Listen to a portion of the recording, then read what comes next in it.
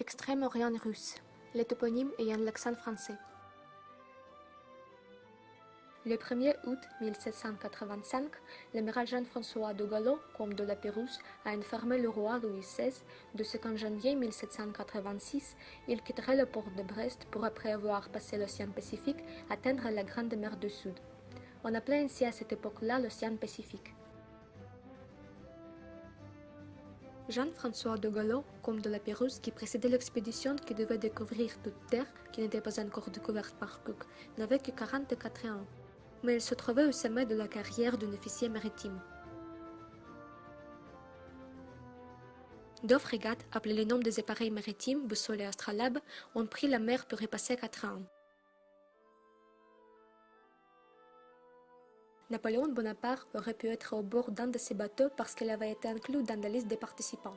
Mais il se serait réveillé trop tard et il n'aurait pas eu de chance d'atteindre les côtes de Sakhaline.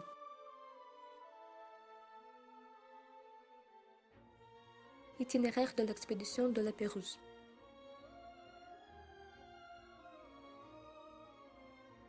Six mois après le commencement de l'expédition, ils se sont approchés de Couillesso.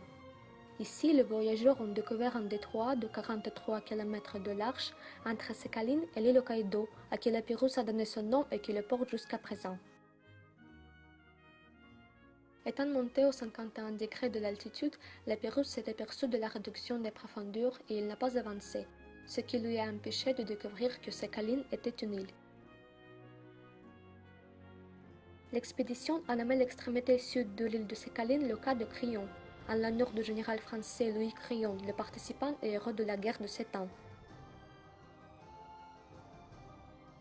Du 28 juillet au 2 août 1787, en attendant la fin d'une tempête dans un golfe bien situé, la Pérouse lui a donné le nom de marquis de Castries, qui était le sponsor de l'expédition et le ministre maritime. Le même nom a reçu le bourg situé au bord du golfe.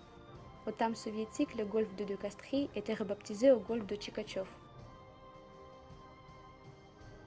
Le golfe de Castries.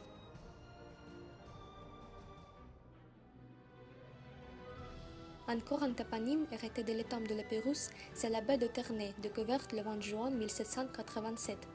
Elle a reçu son nom en l'honneur du navigateur français, l'amiral Charles de Ternay. Plus tard, son nom était donné au village de Krenutovka. Et en 1922, le village était rebaptisé à Ternay.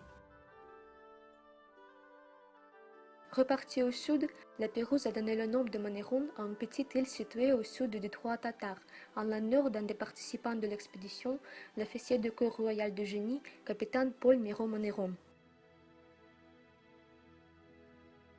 Le 6 septembre 1787, Boussole et Astrolabe ont jeté leurs ancres dans la baie d'Avacha au Kamtchatka, où la Pérouse et son équipe ont été chaleureusement accueillis. Même dans mon pays, chez mes meilleurs amis, je ne pourrais pas trouver un accueil si chaleureux qu'ici au Kamtchatka, a écrit la Pérouse dans sa lettre à l'ambassadeur français. À Petropavlovsk, Barthélemy de Lesseps, l'oncle du futur constructeur du canal de Suez, qui seul parlait le russe, a quitté l'expédition.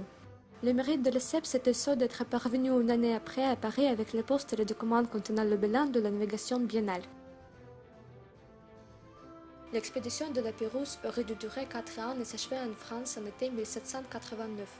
Mais les derniers témoignages de l'expédition sont datés de 2 moments quand elle, après avoir quitté l'Australie, se dirigeait vers le nord-est du continent.